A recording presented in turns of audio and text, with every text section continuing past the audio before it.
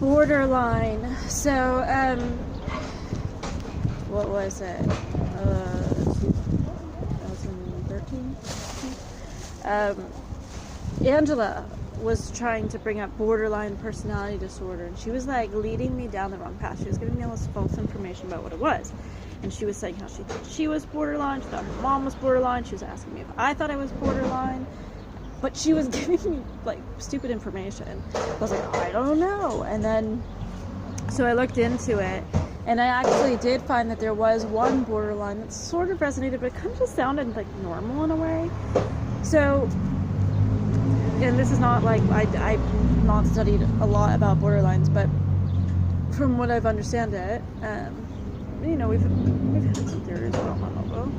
And this was one of the ones that came up, but that there are different kinds of borderlines, and some are vicious and like bloodlusty and conniving, manipulative, dangerous. But there's this one kind that is like a little bit suicidal, and they're the only ones that are like that. All the narcissistic ones, they're not like that, because that's not typical behavior for a narcissist. That's what you guys are saying, and then you're also going, but then the one time she was 19, and then you said I did it like 50 times or some shit. Okay.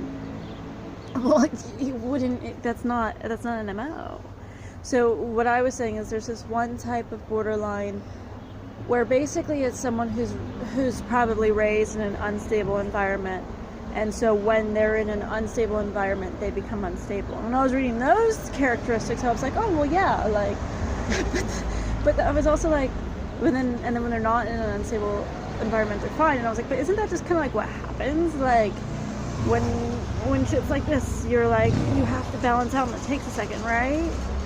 So, you know, I've had my breakdowns during this, but I'm also like, but when the tectonics shift, you have to shift to adjust, and there's always that decompression time. Like, I had that mental breakdown in the car, but I was also on like 14 different drugs from the food in the car, where I was reading sketch-ass email, and also I had smoked pot that had been laced by God knows what.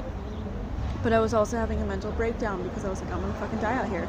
The homeless community had just all at once turned their back, like literally turned their back on me, and I was like, oh, I'm fucked.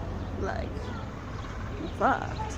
So, and then you guys were like, oh my god, you were calling out for Joe's name. Well, I was, but it's because I didn't know there was visual, okay? But I figured there'd be audio because everything was bugged. And if I could make him walk the line, I could live. So it's more about that than anything else. Thank you. But, so there have been times like that, sure, because how could I not have had, if you don't bend, you break. So yeah, I have times where I blow off steam or I cry, but you have to do that, and that's, in my opinion, that's healthy. That's not. So anyway, there was a time in the car, and I don't know if you were recording or not, but where I was with my old friend Kevin, and I was talking about borderline. I was like, oh my god. But this is before I had done the research, and I was like, oh, what if I'm borderline? Because of everything Angela was saying. And he's like, you're not. You have the audio, unless you Dr. Day. He's like, you're not. He's like, I work with them. Trust me, you're not one. And I'm like, well, I don't know, because this and that. And he's like, you're not one. He's like laughing at me. He's like, you're not one. You're not one. He's like, it's so obvious when they are. When people are borderline, it's very obvious. It is actually pretty obvious. So anyway, that's what that whole conversation was about, and that's the blip in the radar for, I think it was only a month that was even a conversation. So borderline.